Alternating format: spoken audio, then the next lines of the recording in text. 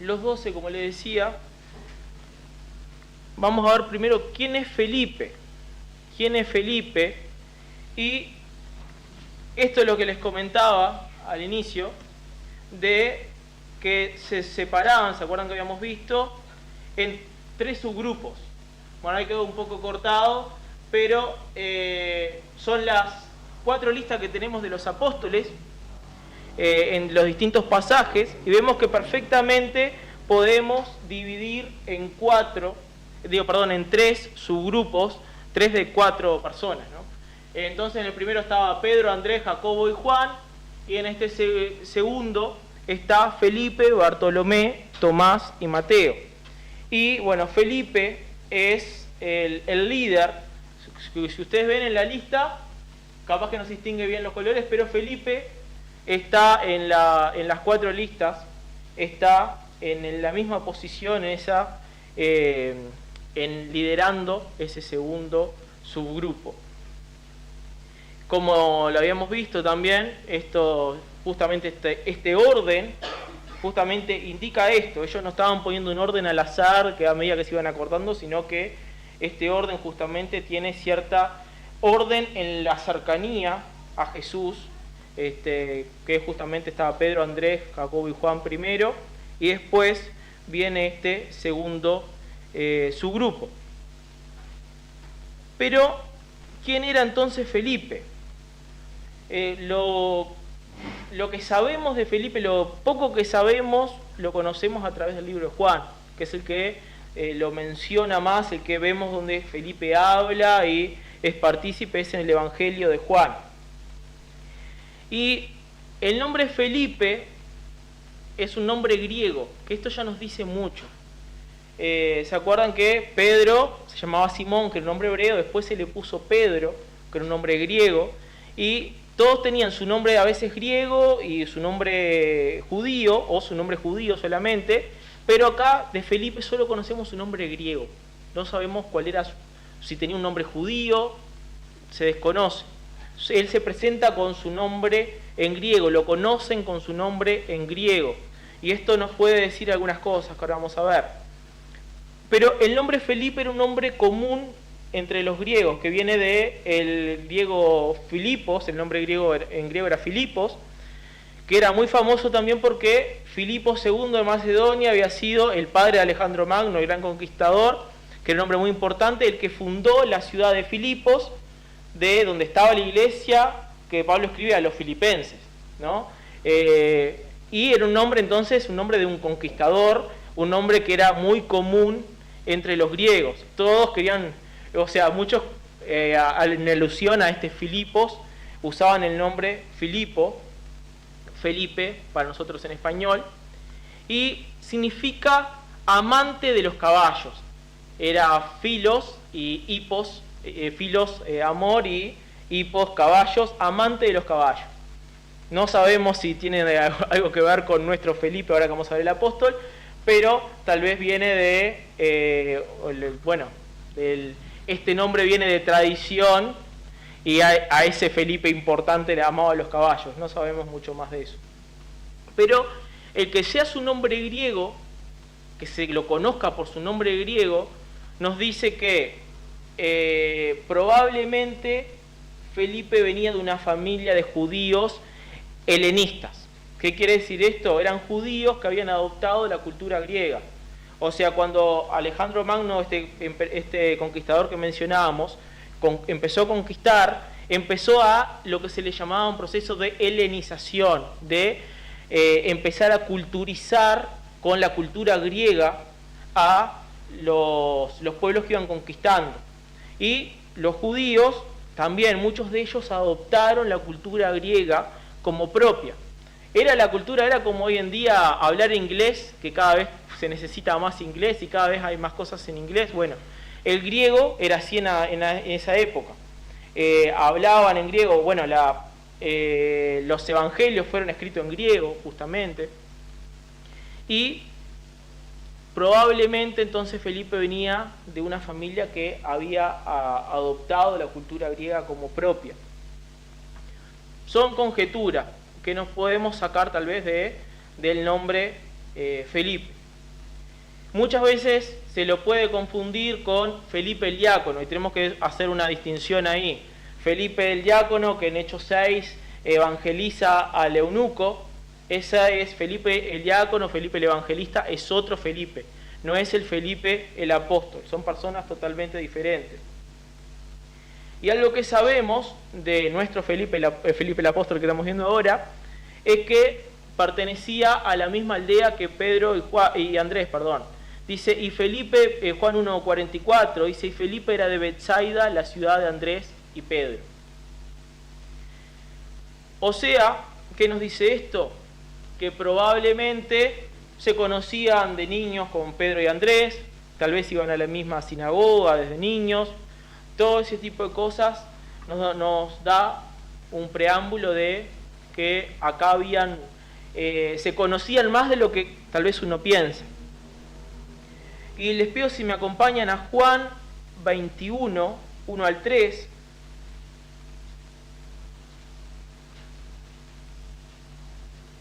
Ya lo hemos mencionado este pasaje varias veces.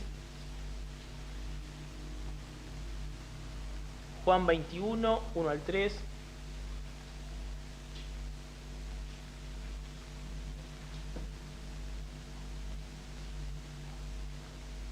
Dice, después de esto, Jesús se manifestó otra vez a sus discípulos junto al mar de Tiberias. Y se manifestó de esta manera. Estaban juntos Simón Pedro, Tomás llamado Dídimo, Natanael, el de Caná de Galilea, los hijos de Zebedeo y otros dos de sus discípulos. Simón Pedro les dijo, voy a pescar. Ellos le dijeron, vamos nosotros también contigo. Fueron y entraron en una barca y aquella noche no pescaron nada. Acá se nombra otros dos discípulos.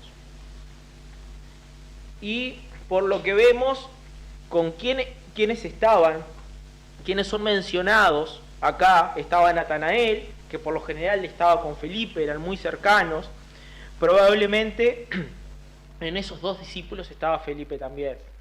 Podemos deducir que tal vez era pescador también, junto con Pedro y Andrés. Tal vez no eran parte de la misma empresa, pero eran pescadores también de Galilea. Y bueno, si nosotros tuviéramos que hacer elegir un grupo, ¿no? Nos ponemos en el trabajo que Jesús tuvo que hacer de tener que seleccionar a personas para que fueran sus estudiantes, sus aprendices, y que irían a ser sus representantes acá en la tierra. Tal vez diríamos, bueno, vamos a elegir distintas personas diversas, con distintas cualidades, y vamos, que no tienen por qué conocerse, sino vamos a elegir los mejores.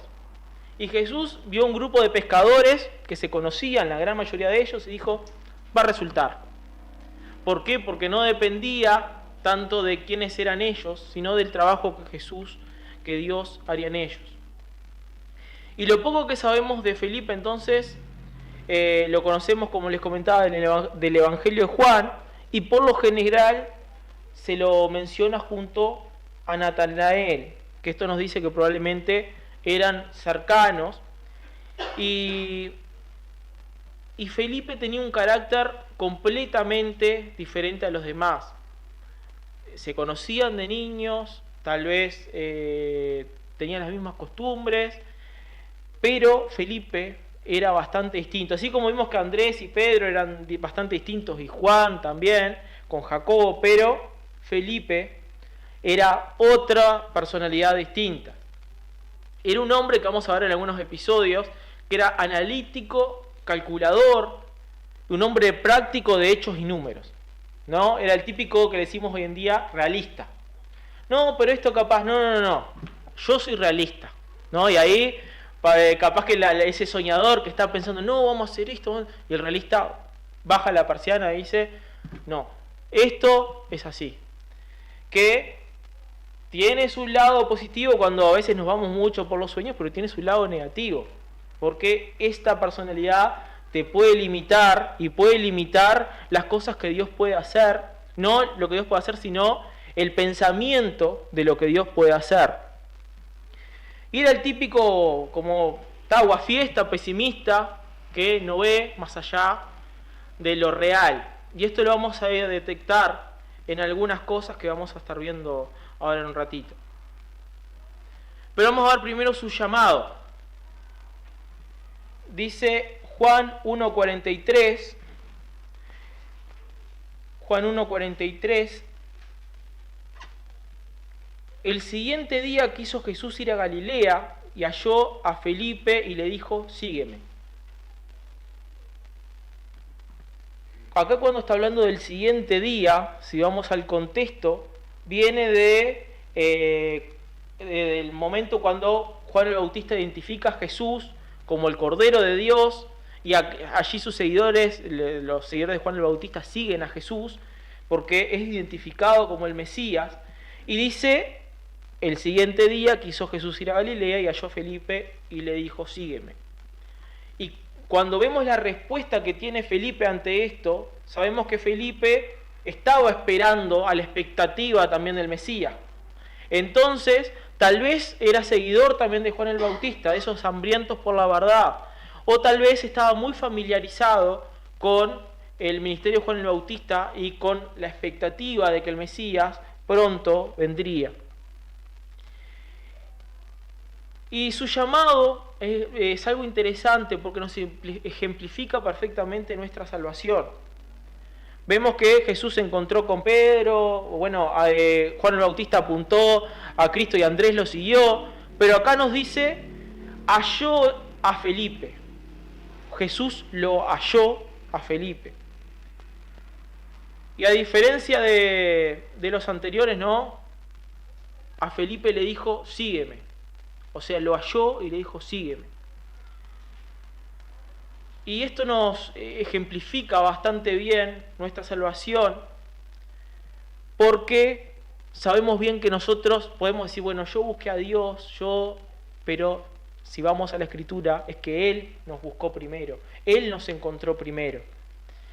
Juan 15:16, yo se los leo, dice, no me elegisteis vosotros a mí, sino que yo os elegí a vosotros. Y os he puesto para que vayáis y llevéis fruto, y vuestro fruto permanezca, para que todo lo que pidierais al Padre en mi nombre, Él os lo dé. Y acá vemos que Jesús en realidad los eligió a todos. Pero la palabra acá que dice, y lo halló a Felipe, lo deja bien en claro. Jesús lo halló, lo encontró a Felipe. Sabemos que por atrás pasó, es que Jesús eligió y los halló a todos. Más allá que Juan el Bautista lo apuntó y Andrés ahí lo siguió, pero en definitiva fue Jesús hallando por atrás a todos ellos. En Juan 1:45 dice, Felipe halló a Natanael y le dijo, hemos hallado a aquel de quien escribió Moisés en la ley, así como a los profetas, a Jesús, el hijo de José de Nazaret. Hemos hallado a aquel. O sea, Felipe no le está diciendo, Jesús me halló, sino le dice, hemos hallado a aquel. Y acá se da lo que pasa en la salvación. Nosotros encontramos a Dios, pero Dios en realidad nos encontró a nosotros. Como una especie de paradoja, ¿no? Y fuimos nosotros a los pies de Cristo, pero en el fondo es Él el que nos atrajo hacia la salvación. En el fondo sabemos que lo que realmente pasa es eso. Juan 6:44, yo se los leo, dice, ninguno puede venir a mí si el Padre que me envió no lo trajere, y yo le resucitaré en el día postrero. En el versículo 65 del mismo capítulo dice, y dijo, por eso os he dicho que ninguno puede venir a mí si no le fuere dado del Padre. O sea, que acá queda bien en claro que Dios es el que nos termina atrayendo hacia Él. Pero acá, en el llamado de Felipe, queda bien en claro justamente que Jesús halló a Felipe.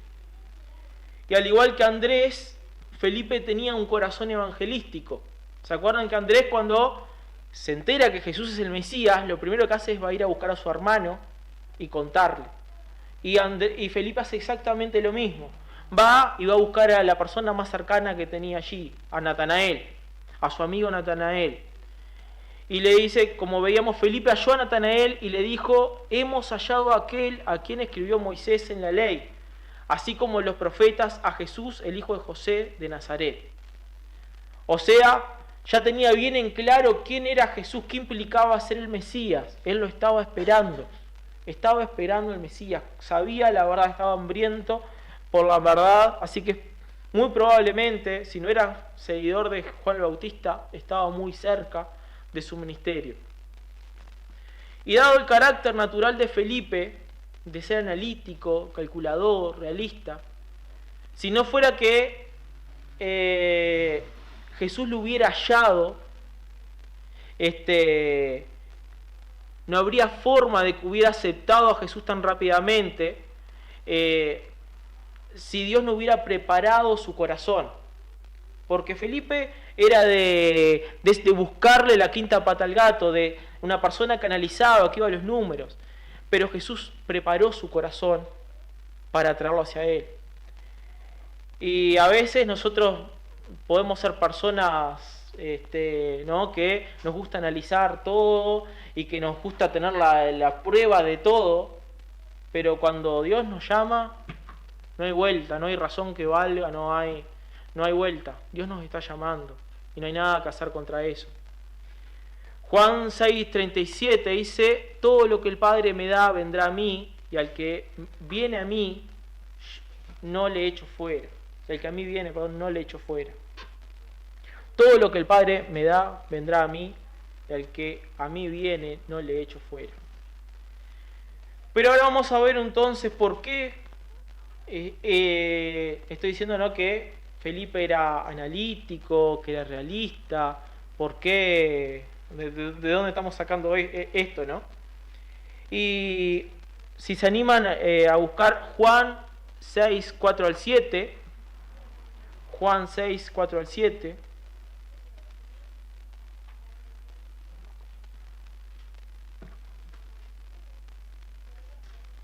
si alguien se anima a leerlo, Juan 6, 4 al 7. Estaba cerca la Pascua, la fiesta de los judíos. Cuando alzó Jesús los ojos y vio que había venido a él gran multitud, dijo a Felipe, ¿de dónde compraremos pan para que coman estos?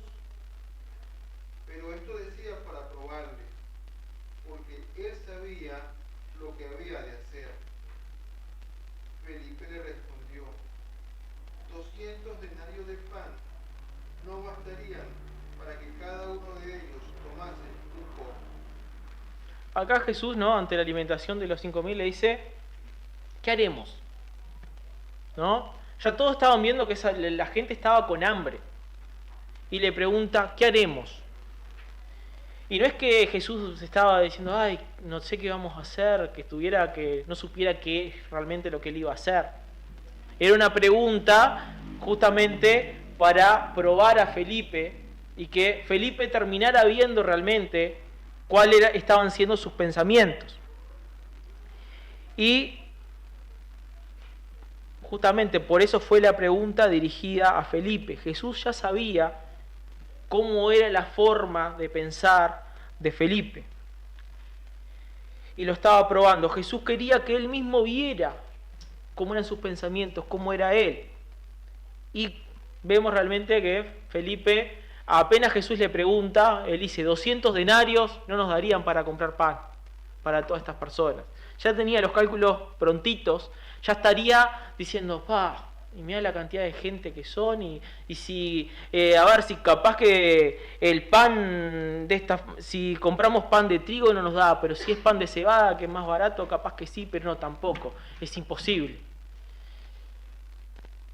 Y no sabemos por qué Jesús, tal vez, si más allá de esto, tal vez Felipe era como una especie de administrador que se encargaba de organizar este tipo de cosas, pero había presenciado lo suficientemente milagros Felipe como para saber que Jesús de lo imposible podía ser posible.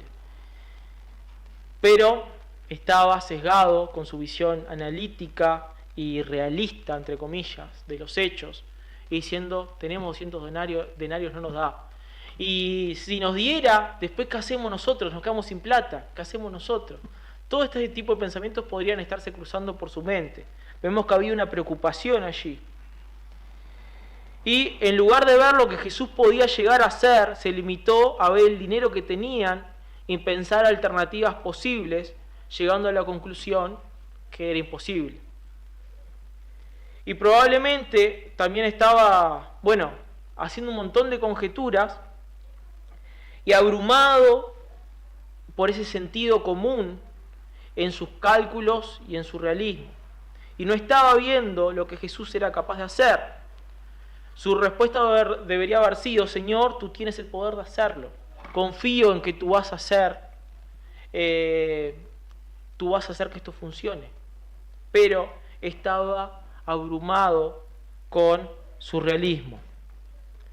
Otra cosa que vemos, otra característica de Felipe, era que era bastante protocolar. Y esto lo vemos en Juan 12, 20 al 22, si se animan a buscar junto conmigo. Juan 12, 20 al 22.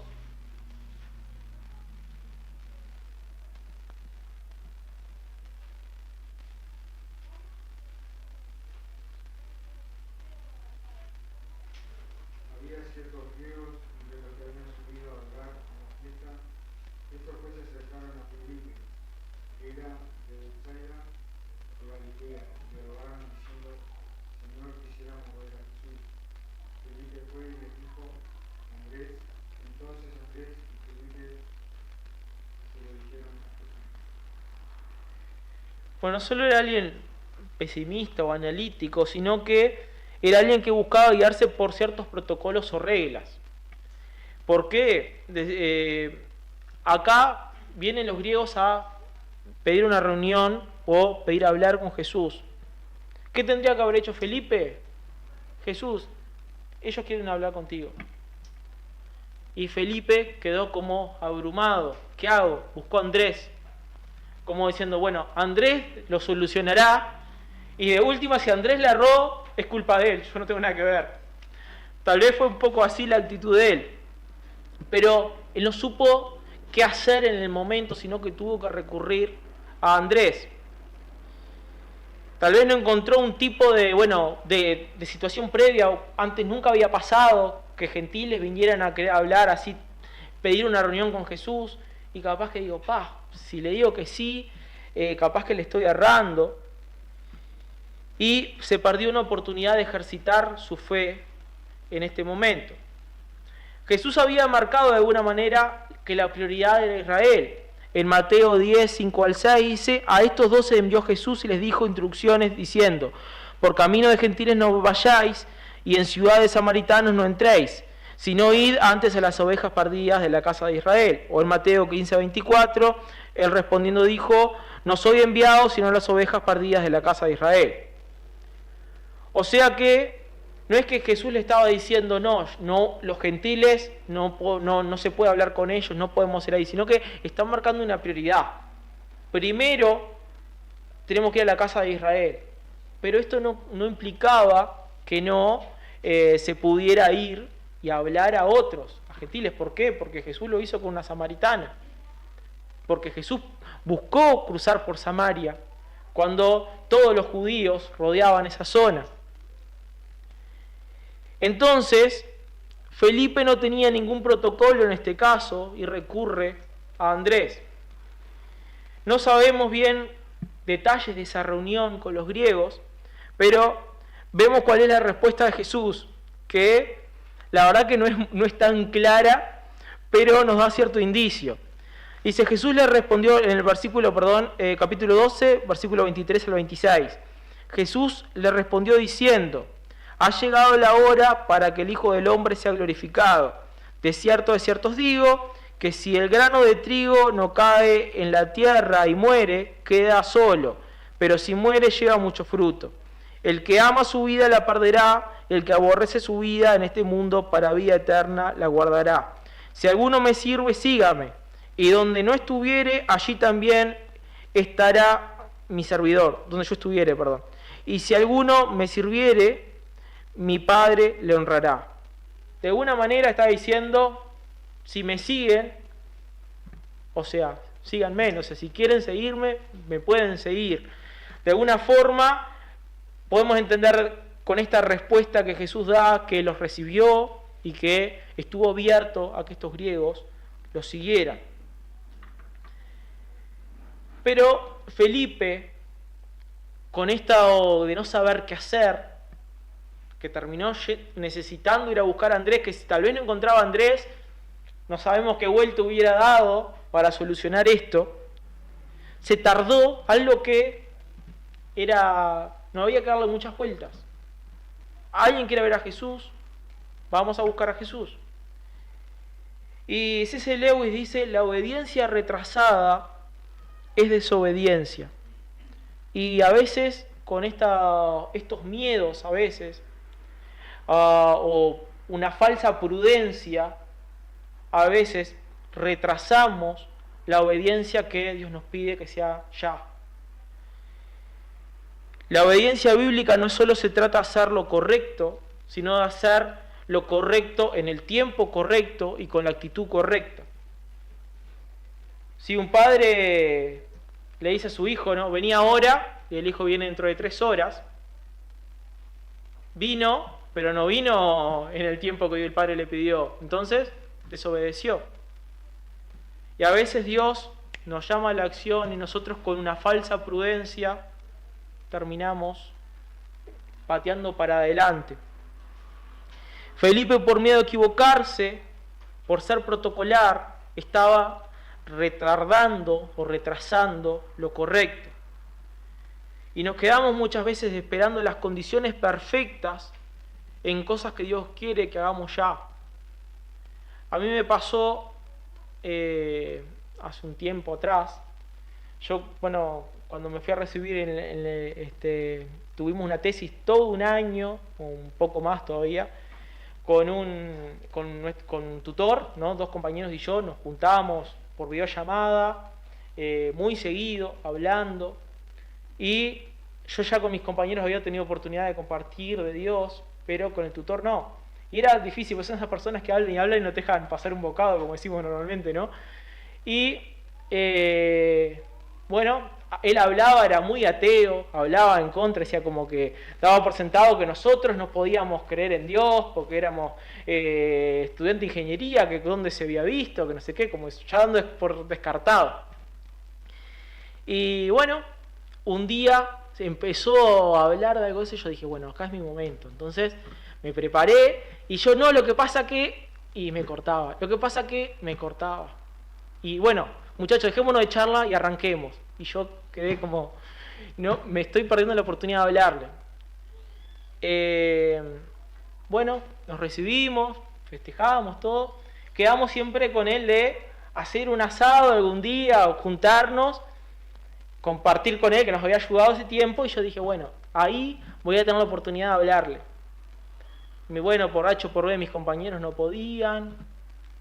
Y un día me junto con compañeros y dicen, ¿saben qué? Y se hablé con fulanito, nuestro tutor falleció. Yo que ya... Entonces fue como que el retrasar, ¿no? Dios tuvo oportunidades que se me complicó, pero no hay excusa. Y perdí oportunidades de poder hablarle de Cristo a alguien que tuve la oportunidad, que se dieron muchos pies y algunos no los aproveché cuando quise aprovecharlo. Entonces a veces tenemos que ser más intencionales para no perdernos estas oportunidades. La obediencia retrasada termina siendo desobediencia. Y lo último que vamos a ver, o lo penúltimo, sería la falta de entendimiento de Felipe.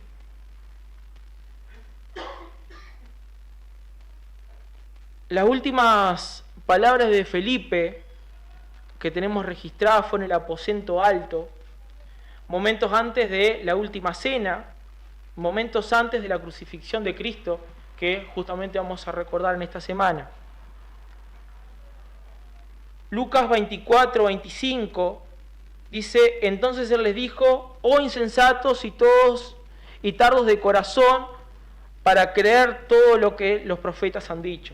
Esto Jesús les había dicho a sus apóstoles. Y ya sabemos entonces que todos eran insensatos.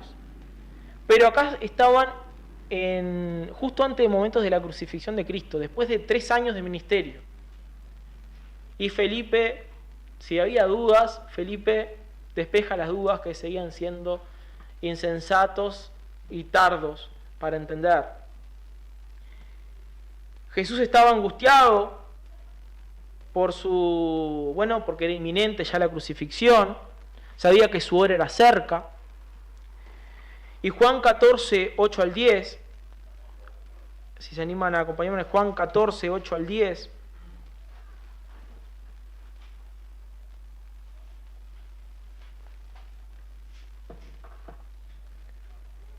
Felipe le dijo, dice: Señor, muéstranos al Padre y nos basta. Jesús le dijo: ¿tanto tiempo hace que estoy con vosotros y no me has conocido, Felipe? El que me ha visto a mí, ha visto al Padre. ¿Cómo pues dices tú, muéstranos al Padre? ¿No crees que yo soy el Padre y el Padre en mí?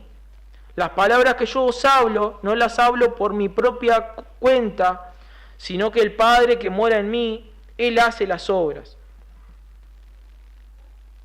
Imagínense Jesús angustiado porque su hora se acercaba, y va Felipe y dice: muéstranos al Padre. Es como decir, uno agarra, no piensa humanamente, pero eso mostraba la insensatez que tenían ellos, cómo les costaba entender.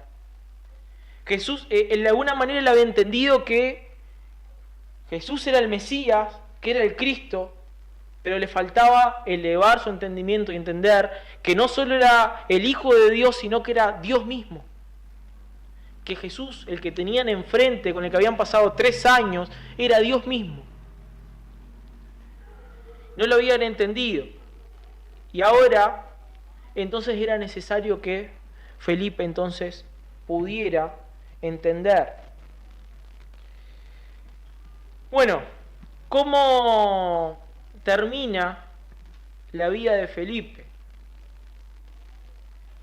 Si nos tocara hacer una entrevista, como les decía, y ver a personas aptas como para ser apóstoles,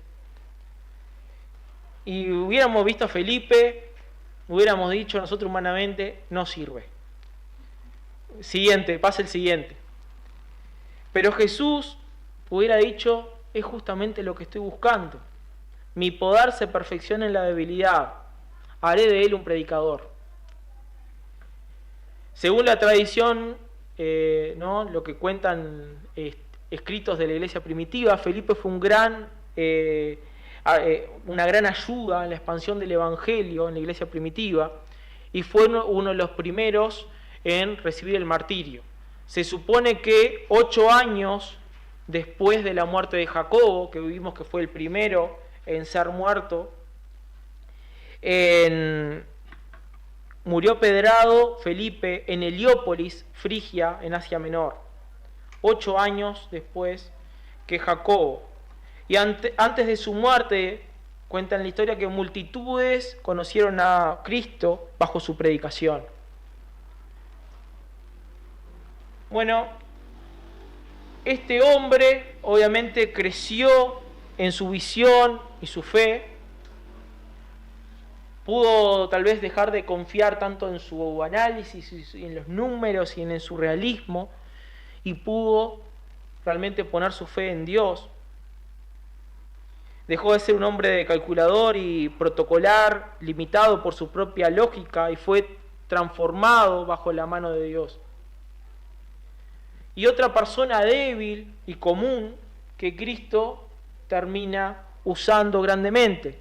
Como habíamos visto en 1 Corintios 1:27, sino que lo necio del mundo escogió Dios para avergonzar a los sabios, y lo débil del mundo escogió Dios para avergonzar a los fuertes. Felipe nos enseña que las limitaciones humanas no son obstáculos para Dios, sino que el escenario perfecto para mostrar su poder. Y eso nos tenemos que preguntar nosotros, ¿qué pensamientos hoy están limitando nuestra fe? ¿Será que como Felipe tendemos a buscar primero una solución humana, realista y lógica, antes de contar con la ayuda de Dios? ¿Cuántas veces enfrentamos dificultades en una fe domesticada por cálculos y probabilidades? Esto es poco probable que pase. Esto acá siempre fue así. ¿Y dónde está la fe en Dios? ¿Dónde está la fe en que Dios pueda hacer las cosas posibles? Y Dios no necesita tus números, necesita tu disposición. Él toma a los Felipes que dudan, que miden y que consultan y los convierte en instrumentos de fe viva. Y tenemos que preguntarnos entonces, nosotros, ¿a qué cosas hoy deberíamos decir, Señor, ya no quiero confiar solo en mi cálculo, en mi análisis, y quiero confiar en tu poder? Quiero tener fe en que puedes hacer las cosas posibles. Proverbios 3:5, bien conocido, dice: fíate de Jehová de todo tu corazón y no te apoyes en tu propia prudencia. Dios no quiere que nosotros confiemos en las cosas que podemos hacer, en los hechos. Y yo me siento bastante identificado con Felipe porque tiendo a veces a ser una persona que se fija demasiado en los hechos, en el realismo, en analizar las cosas. Pero no podemos dejar de lado, aunque es bueno cierta planificación, entender que las cosas están en la mano de Dios. Y Dios, si lo quiere, puede hacer posible hasta lo que nos parece imposible. Decía Hudson Taylor: no calcules lo que podés hacer con tus fuerzas, sino confía en lo que Dios puede hacer con tu obediencia. No sabemos a veces para dónde va el viento en el mar, pero cuando el viento va para un lado, nosotros tenemos que poner la vela, ¿no?, para que Dios nos dirija de acuerdo a su voluntad. Cuando sabemos que las cosas van de acuerdo a la voluntad de Dios, bueno, estemos prontos para poner las velas para que Dios nos mueva hacia lo que es su voluntad. Dios nos ayude a poder crecer en nuestra fe. Y bueno, como ya hemos hablado otras veces, a veces estamos en una situación particular en nuestra iglesia y a veces cosas nos pueden parecer difíciles y complicadas, pero Dios sigue estando a cargo. Y tal vez lo que para nosotros puede ser complicado, ser difícil, Dios sigue trabajando, Dios sigue estando al mando. O sea que tenemos que tener fe en que Dios sabe lo que hace. Aunque nuestros análisis y nuestros cálculos tal vez nos parezcan otras cosas, Dios, tenemos que tener fe en Dios, en que si Dios quiere algo, eso se va a dar, y si Dios no quiere algo, eso no se va a dar. Dios nos ayude a tener fe y que sea menos de nosotros y más de Él.